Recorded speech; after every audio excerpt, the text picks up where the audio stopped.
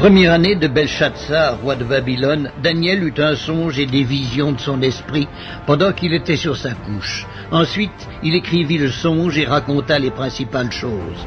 Daniel commença et dit, « Je regardai pendant ma vision nocturne, et voici, les 4 vents des cieux firent irruption sur la grande mer, et 4 grands animaux sortirent de la mer, différents l'un de l'autre. Le premier était semblable à un lion et avait des ailes d'aigle. Je regardai jusqu'au moment où ses ailes furent arrachées. Il fut enlevé de terre et mis debout sur ses pieds comme un homme, et un cœur d'homme lui fut donné. Et voici un second animal était semblable à un ours, et se tenait sur un côté. Il avait 3 côtes dans la gueule entre les dents, et on lui disait « Lève-toi, mange beaucoup de chair ». Après cela, je regardai, et voici, un autre était semblable à un léopard, et avait sur le dos 4 ailes, comme un oiseau. Cet animal avait 4 têtes, et la domination lui fut donnée. Après cela, je regardai pendant mes visions nocturnes, et voici, il y avait un 4e animal, terrible, épouvantable, et extraordinairement fort. Il avait de grandes dents de fer, il mangeait, brisait, et foulait aux pieds ce qui restait. Il était différent de tous les animaux précédents, et il avait 10 cornes. Je considérai les cornes, et voici, une autre petite corne sortit du milieu d'elle, et 3 des premières cornes furent arrachées devant cette corne. Et voici, elle avait des yeux comme des yeux d'homme, et une bouche qui parlait avec arrogance. Je regardai pendant que l'on plaçait des trônes, et l'ancien des jours s'assit. Son vêtement était blanc comme la neige, et les cheveux de sa tête étaient comme de la laine pure. Son trône était comme des flammes de feu, et les roues comme un feu ardent. Un fleuve de feu coulait et sortait de devant lui. 1000 milliers le servaient, et 10 000 millions se tenaient en sa présence. Les juges s'assirent, et les livres furent ouverts. Je regardai alors à cause des paroles arrogantes que prononçait la corne, et tandis que je regardais, l'animal fut tué et son corps fut anéanti, livré au feu pour être brûlé. Les autres animaux furent dépouillés de leur puissance, mais une prolongation de vie leur fut accordée jusqu'à un certain temps. Je regardai pendant mes visions nocturnes, et voici, sur les nuées des cieux arriva quelqu'un de semblable à un fils de l'homme. Il s'avança vers l'ancien des jours, et on le fit approcher de lui. On lui donna la domination, la gloire et le règne. Et tous les peuples, les nations et les hommes de toutes les langues le servirent. Sa domination est une domination éternelle qui ne passera point, et son règne ne sera jamais détruit. Moi, Daniel, j'eus l'esprit troublé au-dedans de moi, et les visions de ma tête m'effrayèrent. Je m'approchai de l'un de ceux qui étaient là, je lui demandai ce qu'il y avait de vrai dans toutes ces choses. Il me le dit et m'en donna l'explication. Ces 4 grands animaux, ce sont 4 rois qui s'élèveront de la terre. Mais les saints du Très-Haut recevront le royaume, et ils posséderont le royaume éternellement, d'éternité en éternité.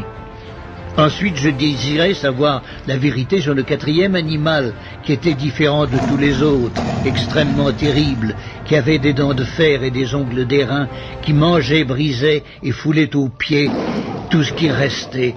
Et sur les 10 cornes qu'il avait à la tête, et sur l'autre qui était sortie, et devant laquelle 3 autres étaient tombés, sur cette corne, qui avait des yeux, une bouche parlant avec arrogance et une plus grande apparence que les autres, je vis cette corne faire la guerre aux saints et l'emporter sur eux, jusqu'au moment où l'ancien des jours vint donner droit aux saints du Très-Haut, et le temps arriva où les saints furent en possession du royaume.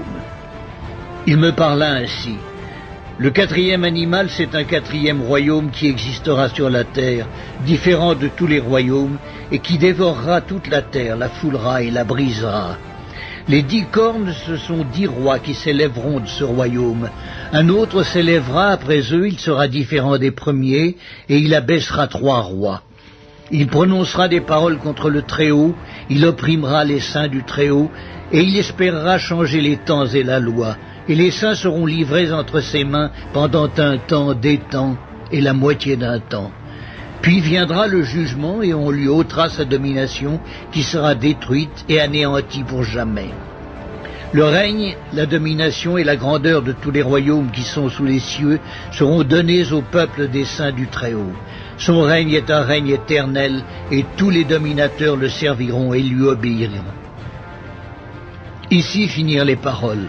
Moi, Daniel, je fus extrêmement troublé par mes pensées, je changeai de couleur et je conservai ces paroles dans mon cœur.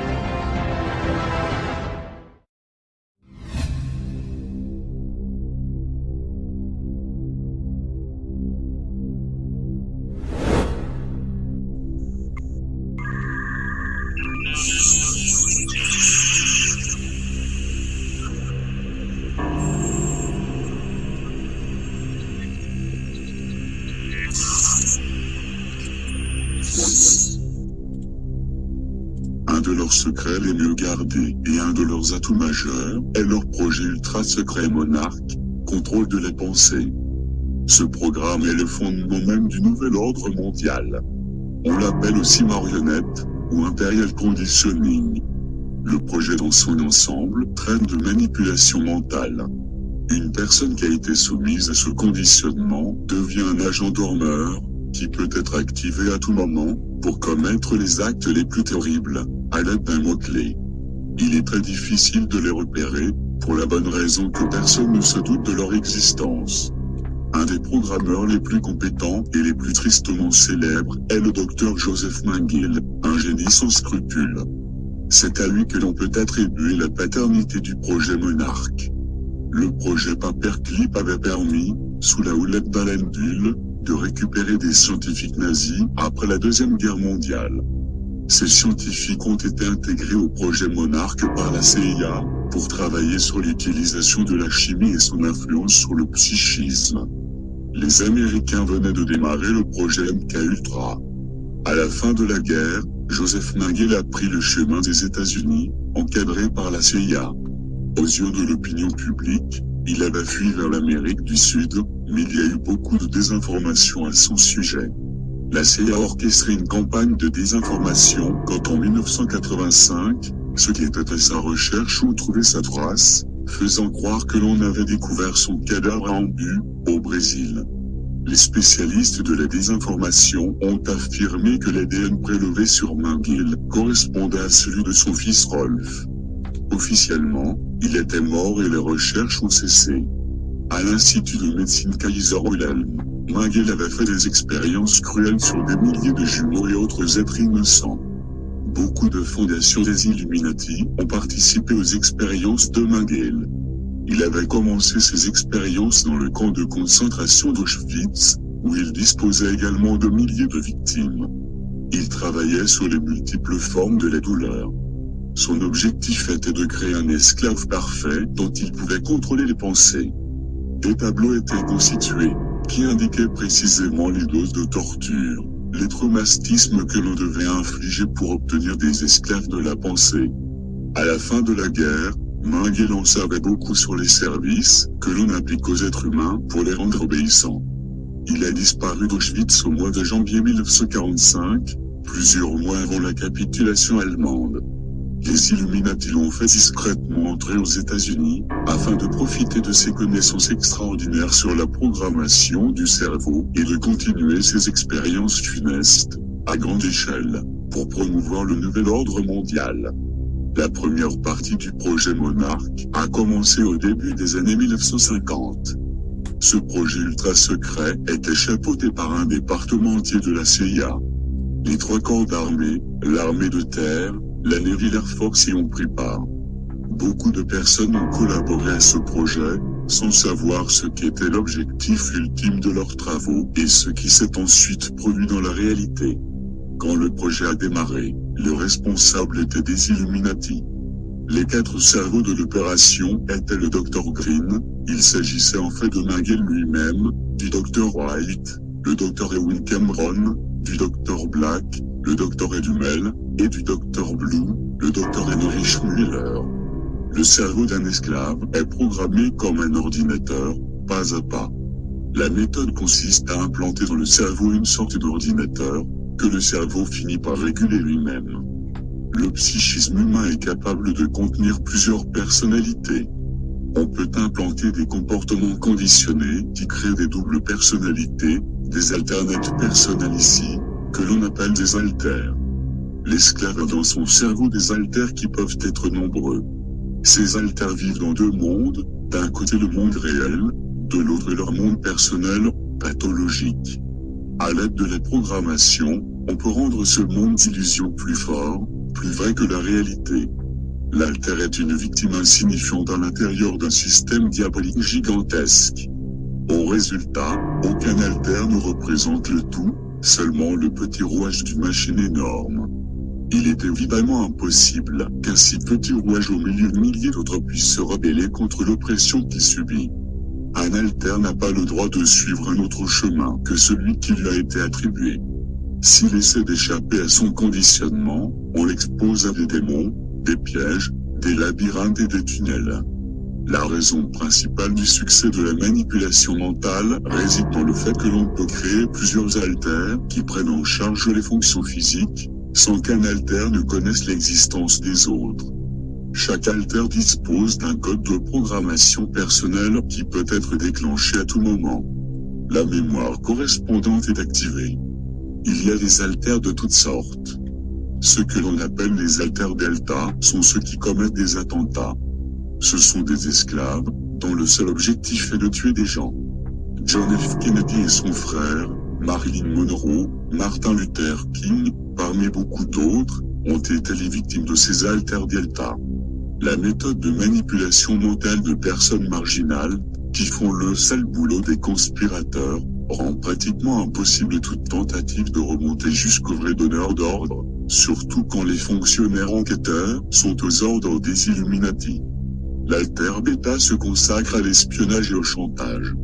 Les esclaves bêta sont programmés pour être des séducteurs, des charmeurs, ils ont du charisme et de la créativité.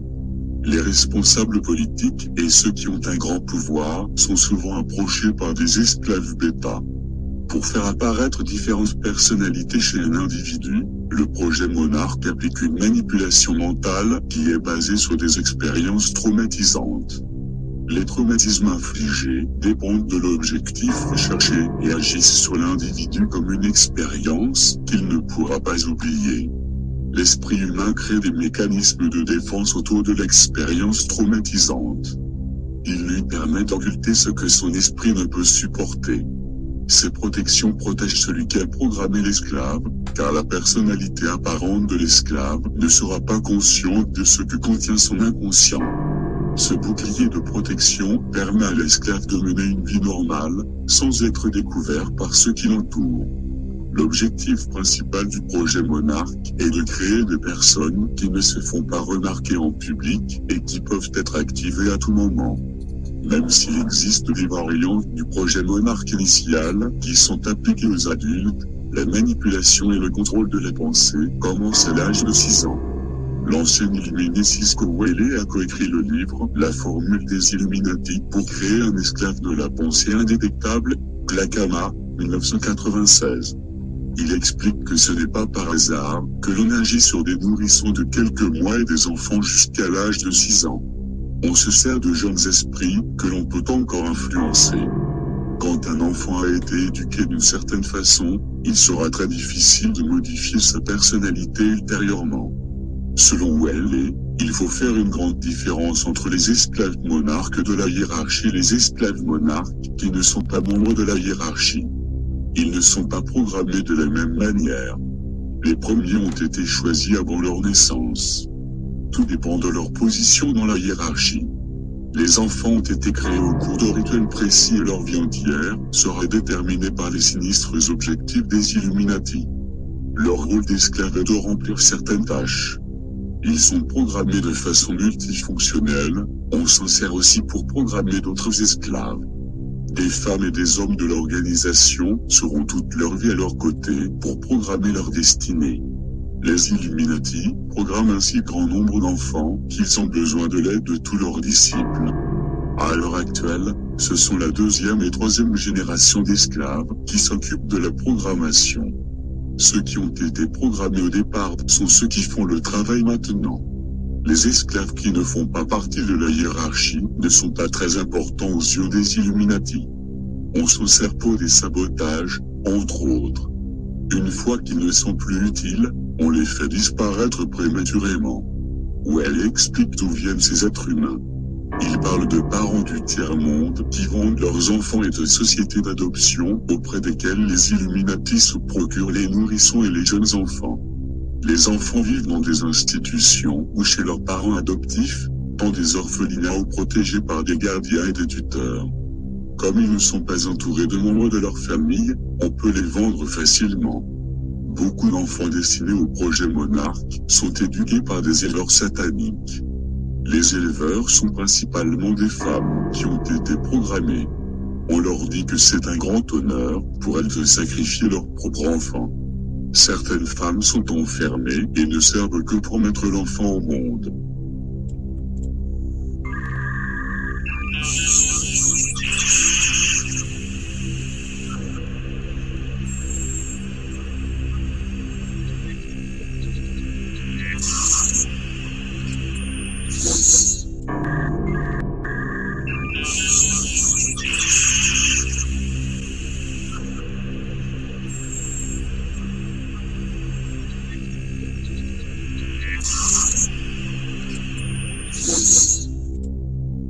Le traumatisme que l'on inflige est le début de toute programmation. Faire naître un enfant prématurément constitue déjà un premier traumatisme. Cette pratique facilite le travail ultérieur. Un enfant prématuré a en général une nature plus combative. Si toutefois l'enfant ne montre pas de volonté forte, d'instinct de combat pour survivre, il ne se battra pas pour surmonter les tortures qui lui seront infligées au cours de la programmation. Tous les enfants ne sont pas prématurés, mais comme cette méthode de programmation porte ses fruits, de plus en plus le sont. On traumatise également les mères enceintes d'enfants destinés à la programmation. On utilise des procédés qui influencent aussi le bébé qui va naître.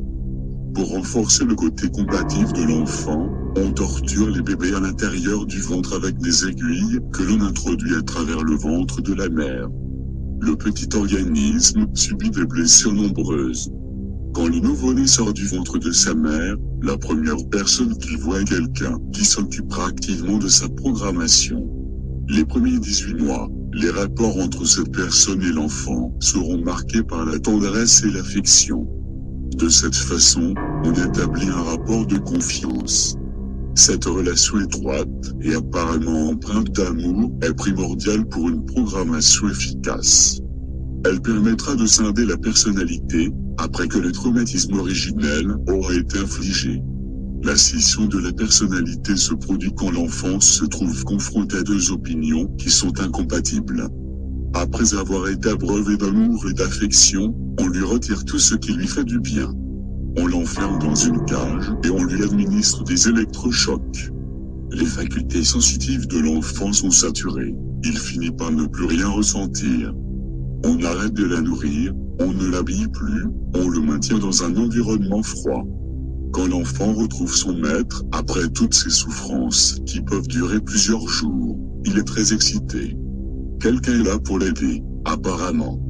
C'est là que le programmeur révèle son côté démoniaque. L'enfant doit s'inventer une nouvelle personnalité pour venir à bout de ce qui lui arrive. Celui qui était son protecteur est devenu son plus grand ennemi. L'enfant n'arrive pas à concilier en lui les deux facettes antinomiques de son éducateur, le protecteur et le bourreau. Celui qui était jusqu'à maintenant sa personne de confiance est devenu celui qu'il craint le plus. À l'aide d'un test que l'on pratique, vers l'âge de 18 mois, on peut savoir si l'expérience est concluante ou non. On cherche à savoir si la victime est capable de scinder sa personnalité de telle façon que l'on puisse passer à l'étape suivante. Les sévices qui permettent de scinder la personnalité d'une victime pour toujours ont été mis au point et appliqués dans le hangar d'une base aérienne de Californie. Officiellement, il s'agissait de mettre au point de nouvelles armes. La plupart de ces nouvelles armes servent en réalité à créer des robots humains, on en a créé en grand nombre. Le projet Monarch remplissait un hangar géant destiné à la construction de gros avions. Dans ce hangar, des milliers de cages étaient entreposées. Ces cages étaient juste assez grandes pour y loger de jeunes enfants. D'après nos informations, ces hangars contenaient de 2 à 3 000 bébés. Le cerveau humain dispose d'un mécanisme de défense inné qui permet à la personnalité de se scinder quand le seuil de douleur a été dépassé. La victime délaisse la personnalité qui a engendré cette souffrance, celle qui a été punie, une nouvelle personnalité apparaît, qui permet à la personne de continuer sa vie de façon artificielle mais supportable. Quand le processus a été mis en route, il est pratiquement impossible de l'arrêter. On peut le comparer au processus qui conduit à la fission de l'atome dans une réaction nucléaire. Quand il est lancé, il continue tout seul. Les milliers de cages, disposées du sol au plafond, étaient branchées sur le courant électrique. Les enfants pouvaient recevoir un choc électrique à n'importe quel moment. L'objectif était là aussi d'obtenir une scission de la personnalité. On appelait ces cages des woodpeckers gris. La victime aperçoit un éclair quand le courant alternatif est activé. Plus tard, cet éclair aura un effet hypnotique pour faire croire à l'enfant qu'il entre dans une nouvelle dimension quand il est bombardé de courant à haute tension. Après avoir subi ces woodpeckers gris pendant des jours entiers, les enfants sont soumis à des viols répétés qui doivent augmenter leurs sentiments traumatiques. Ces viols sont effectués avec une violence accrue pour que leur intensité laisse un souvenir aussi traumatisant que possible. On utilise également des vidéoprojecteurs qui agissent sur l'inconscient. Ces projecteurs ressemblent à des jumelles, la seule différence est que de chaque côté des jumelles on projette un film différent. De l'œil droit, on voit des films positifs, des films de Walt Disney par exemple. De l'œil gauche, on voit des films d'horreur ou des films pornographiques. Pour mieux traumatiser les victimes, on se sert de chiens ou de singes dressés. On emploie surtout des drogues, que l'on administre avec des seringues, sur fond de musique, la musique des drogues. À l'aide de drogues, on peut atteindre les objectifs suivants. Mettre les individus en transe, provoquer des douleurs, renforcer les traumatismes, apprendre aux haltères à rester dans la position désirée, limiter les facultés de mémoire, faire des expériences d'out of body, l'esprit quitte le corps. Une victime se souvient du Dr Green entrant dans la pièce avec son sourire glacial, tenant des pâquerettes dans la main. En se mettant devant la victime, il commence à arracher les pétales un par un, comme dans le célèbre jeu d'enfant, en répétant « Je t'aime, je ne t'aime pas, je t'aime, je ne t'aime pas ». Ce petit jeu va mener l'enfant à la folie, car il sait très bien que le dernier pétale sera pour lui le signe d'une mort prochaine. L'enfant qui n'était pas aimé succombait de manière atroce, dépecé vivant, pendant que les autres enfants programmés assistaient à ce spectacle effroyable. Cette programmation a lieu dans un grand hôpital du sud de la Californie, gardé par des marines. Cet hôpital a été construit sur le même schéma que tous les hôpitaux militaires. Il y avait une zone avec des sols en béton et des murs blancs. Une des chambres contenait des cages qui étaient suspendues au plafond. Certaines cages contenaient des singes, mais beaucoup d'autres servaient à garder les enfants qui devaient être programmés. En Californie, il y avait plusieurs entreprises de pompes funèbres contrôlées par les Illuminati, ce qui permettait de pratiquer le traumatisme du feu. Dans un crématorium, on obligeait les enfants à assister à la crémation d'autres enfants avec qui ils avaient eu des relations étroites. La chaleur très forte incinérait les corps et les transformait en cendres. Mais ces corps restaient entiers, figés dans leur apparence, jusqu'à ce que quelqu'un vienne ouvrir la porte du crématorium dans laquelle avait été placée une fenêtre. Le courant d'air ainsi créé pouvait désintégrer les cendres figées, et l'enfant qui devait assister à ce spectacle derrière la fenêtre était traumatisé à vie. Le traumatisme du feu était si bien mis en scène que l'enfant avait l'impression qu'il fondait lui-même en même temps. Ce traumatisme servait de base au stade de liquéfaction. La programmation était telle que l'esclave se mettait à fondre quand il en recevait l'ordre. Ce processus permettait au programmeur d'implanter à l'enfant ce que l'altère devait exécuter. Certains enfants étaient obligés de tuer des personnes que l'on employait dans les rituels, une bonne occasion de lui infliger un traumatisme supplémentaire. À l'âge de 4 ans, on emmenait ces enfants dans un château où la programmation pouvait continuer. On place une caisse en bois de cèdre devant une table. Des enfants, dont la programmation est avancée, sont chargés de surveiller la caisse. Cette caisse s'appelle la boîte du Dr. Box. On se sert d'haltères qui ne savent rien de leur soumission hypnotique. On ordonne à d'autres enfants d'entrer dans la pièce et d'essayer de s'introduire dans la caisse. Les enfants qui surveillent la caisse sont armés d'épées tranchantes. Ils ont l'ordre de tuer les enfants qui essaient de s'introduire dans la caisse. S'ils échouent, on en fait des enfants interchangeables ou on les programme au degré supérieur. Après avoir atteint le degré d'obéissance absolue, qui permet d'en faire des assassins, on procède au traumatisme de la fontaine. Les enfants sont placés devant une fontaine et on leur donne un ordre comme « coupe-toi ». Utilise les électrochocs contre toi-même. Ou d'autres ordres d'automutilation. Avec ce procédé, on obtient de bons résultats, les haltères se mutilant eux-mêmes sur commande. Quand l'enfant atteint l'âge de 5 ans, sa volonté propre n'existe déjà plus. On dispose maintenant d'un petit esclave que l'on peut manipuler à volonté et qui n'a plus d'opinion personnelle. Ses qualités et ses défauts sont déterminés. On décide de son futur et de la place qu'il occupera dans la société et les fonctions qu'il aura pour les Illuminati. Tout est scrupuleusement noté et conservé. Le plus grand secret que l'on cache aux haltères de ces esclaves est que leur système a été diabolisé quand ils étaient encore au stade du fœtus. Les modalités qui conduisent à la programmation d'un individu contiennent la possibilité de les diaboliser. On vend à Satan des familles générationnelles sataniques. Leurs enfants appartiennent au diable, d'une façon différente des enfants qui ne sont pas issus de ces familles.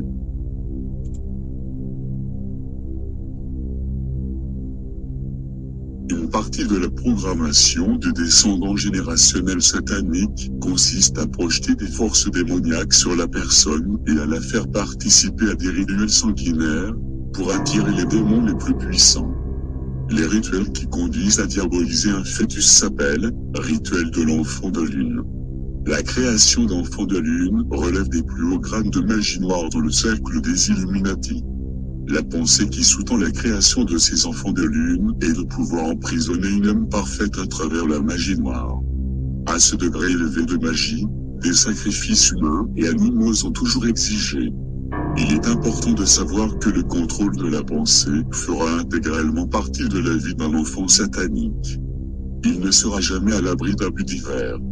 L'abus d'esclaves de la hiérarchie monarque sera moins visible que sur des esclaves qui ne sont pas issus de l'élite des Illuminati. Les membres des Illuminati seront soumis au même traumatisme inconscient que les autres esclaves, mais les cicatrices des tortures et du contrôle seront mieux dissimulées. Ces enfants auront l'impression d'appartenir à l'élite, car ils ont vécu des événements riches et rencontré des personnes importantes. Les tortures du projet Monarque sont une forme d'apprentissage, une façon de développer des talents humains. Ceux qui sont programmés doivent fonctionner selon un plan déterminé. On leur montre des images du futur et on leur inculque un mot-clé qu'ils emmagasinent dans leur inconscient. Ce mot-clé va tétaniser leurs muscles au moment critique. On leur a toujours inculqué cette phrase. Dans chacun de nous existe une force très ancienne qui prend, et une force très ancienne qui donne. Nous sommes soumis et formés par ces forces. Accomplis ton destin. Les esclaves des Illuminati ne servent pas que pour des attentats ou pour l'espionnage, ils interviennent dans tous les hautes sphères des domaines qui influent sur la vie des hommes, les gouvernements, les églises et organisations religieuses, le monde scientifique, éducatif, financier et les médias. Ce n'est pas un hasard, car les personnes normales ne peuvent pas toujours être sous contrôle. Le complot aurait vite fait d'être découvert et rendu public. Les esclaves programmés empêchent de démasquer ceux qui tirent vraiment les ficelles et leurs projets. Ils sont une des pierres angulaires de la dictature planifiée par les Illuminati. Ce n'est que grâce à eux que les vrais dirigeants peuvent contrôler les événements dans les coulisses et en avoir une vue d'ensemble. Sans les esclaves, le nouvel ordre mondial ne peut exister.